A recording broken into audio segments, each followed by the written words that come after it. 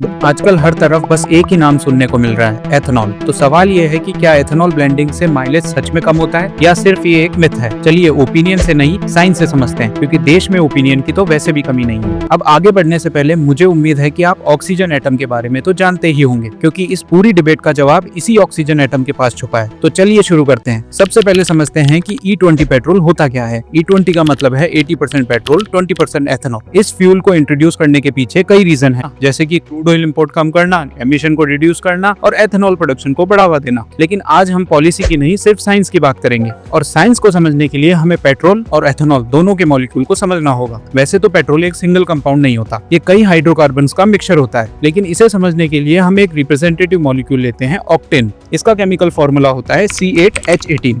ध्यान से देखिए, इसमें सिर्फ दो ही एलिमेंट है, कार्बन और हाइड्रोजन। ऑक्सीजन का एक भी एटम नहीं है। अब एथेनॉल को देखते हैं। इसका केमिकल फॉर्मूला होता है C2H5OH। और अगर आप ध्यान से देखेंगे तो इसमें एक ऑक्सीजन एटम पहले से ही मौजूद है, लेकिन सिर्फ मॉलिक्यूल देख लेने से हमें जवाब नहीं मिलेगा। इसके लिए सबसे पहले हमें इंजन को समझना होगा। आखिर इंजन फ्यूल से पावर बनाता कैसे है। देखिए, इंजन को चलाने के लिए एनर्जी चाहिए होती है, और ये एनर्जी आती है एक केमिकल रिएक्शन से। इस केमिकल रिएक्शन के लिए दो चीजें जरूरी है, फ्यूल और हवा में मौजूद ऑक्सीजन। इसलिए इंजन के अंदर फ्यूल और एयर का मिक्सचर भेजा जाता है, और पिस्टन ऊपर जाता है और इस एयर फ्यूल मिक्सचर को कंप्रेस करता है। और जब कंप्रेशन अपनी मैक्सिमम वैल्यू के पास पहुंच जाता है तो स्पार्क प्लग एक स्पार्क क्रिएट करता है। ये स्पार्क फ्यूल और हवा में मौजूद ऑक्सीजन के बीच केमिकल रिएक्शन की शुरुआत करता है, और इसी रिएक्शन को कंबशन यानी ऑक्सीडेशन कहते हैं। और इसी ऑक्सीडेशन रिएक्शन के दौरान केमिकल एनर्जी रिलीज होती है। ये केमिकल एनर्जी हीट और प्रेशर में कन्वर्ट होती है, और वही प्रेशर पिस्टन को जोर से नीचे धकेल देता है। जो जली हुई गैस बची होती है वो एग्जॉस्ट वाल्व के थ्रू बाहर निकल जाती है। इसी मूवमेंट से इंजन पावर प्रोड्यूस करता है, यानी जितनी ज्यादा केमिकल एनर्जी रिलीज होगी उतनी ही इंजन के पास पिस्टन को धकेलने के लिए ज्यादा एनर्जी होगी। और अब वापस चलते हैं पेट्रोल और एथेनॉल के मॉलिक्यूल के पास। जैसे कि हमने पहले देखा था, पेट्रोल का रिप्रेजेंटेटिव मॉलिक्यूल है ऑक्टेन C8H18, और एथेनॉल का मॉलिक्यूल है C2H5OH। अब याद कीजिए, अभी हमने समझा था कि इंजन के अंदर फ्यूल और हवा में मौजूद ऑक्सीजन के बीच ऑक्सीडेशन रिएक्शन होती है, और इसी ऑक्सीडेशन रिएक्शन के दौरान केमिकल एनर्जी रिलीज होती है। अब पेट्रोल के मॉलिक्यूल में ऑक्सीजन का एक भी एटम नहीं है, जबकि एथेनॉल के मॉलिक्यूल में एक ऑक्सीजन एटम पहले से ही मौजूद है, यानी एथेनॉल पहले से ही पार्शियली ऑक्सीडाइज होता है। और इसी वजह से पेट्रोल के कंपैरिजन में उसके पास ऑक्सीडाइज होने के लिए कम केमिकल पोटेंशियल बचा होता है। तो एथेनॉल पेट्रोल के कंपैरिजन में कम केमिकल एनर्जी रिलीज करता है। इसीलिए 1 लीटर पेट्रोल लगभग 34 मेगाजूल एनर्जी रिलीज करता है, जबकि 1 लीटर एथेनॉल सिर्फ 24 मेगाजूल एनर्जी रिलीज करता है। इसलिए E20 की टोटल एनर्जी पेट्रोल के कंपैरिजन में थोड़ी कम हो जाती है। और जब 1 लीटर फ्यूल में एनर्जी ही कम होगी तो सेम डिस्टेंस कवर करने के लिए इंजन को थोड़ा सा ज्यादा फ्यूल कंज्यूम करना पड़ सकता है। इसलिए साइंस के हिसाब से E20 फ्यूल से माइलेज में हल्का सा रिडक्शन एक्सपेक्टेड है।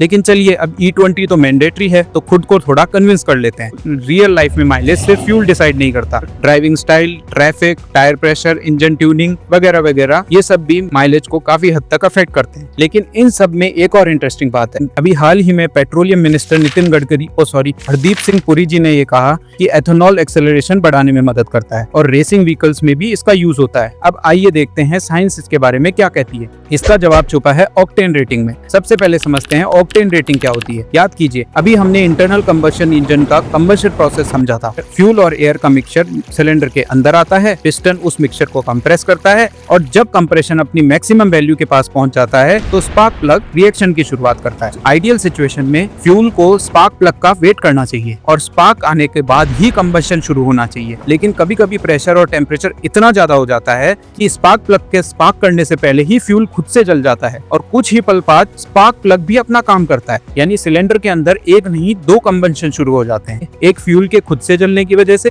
और दूसरा स्पार्क प्लग की वजह से। इसी को इंजन नॉकिंग कहते हैं। अब यहीं पर आती है ऑक्टेन रेटिंग। सीधी सी बात है, ऑक्टेन रेटिंग ये बताती है कि फ्यूल स्पार्क प्लग का कितना पेशेंटली वेट कर सकता है। जिस फ्यूल की ऑक्टेन रेटिंग जितनी ज्यादा होगी, उतना ही ज्यादा प्रेशर और ज्यादा टेम्परेचर झेलने के बाद भी स्पार्क प्लग का पेशेंटली वेट करेगा। एथेनॉल की ऑक्टेन रेटिंग पेट्रोल से काफी ज्यादा होती है, यानी एथेनॉल हाई प्रेशर और हाई टेम्परेचर को पेट्रोल के कंपैरिजन में ज्यादा देर तक टॉलरेट कर सकता है। लेकिन क्या इसका मतलब है E20 भरवाते ही हर गाड़ी का एक्सेलरेशन बढ़ जाएगा? नहीं, हर गाड़ी का कंप्रेशन रेशियो मैन्युफैक्चरर डिजाइन के वक्त ही डिसाइड करता है। तो आपकी गाड़ी का भी कंप्रेशन रेशियो ऑलरेडी मैन्युफैक्चरर के द्वारा डिसाइडेड है। तो एथेनॉल कंपैटिबल व्हीकल्स में इंजीनियर्स कंप्रेशन रेशियो को थोड़ा और ज्यादा रख सकते हैं, क्योंकि एथेनॉल हाई प्रेशर और टेम्परेचर को पेट्रोल के कंपैरिजन में ज्यादा देर तक टॉलरेट कर सकता है, और इतनी हाई कंप्रेशन के बाद होने वाला कंबशन पिस्टन को और ज्यादा फोर्स के साथ नीचे धकेल सकता है। इसी वजह से ऐसे इंजन बेटर एक्सेलरेशन और ज्यादा परफॉर्मेंस दे सकते हैं। लेकिन सिर्फ टैंक में E20 भर देने से हर गाड़ी की एक्सेलरेशन बढ़ जाए, ये सही नहीं है। एथेनॉल का पूरा फायदा सिर्फ वही इंजन उठा पाते हैं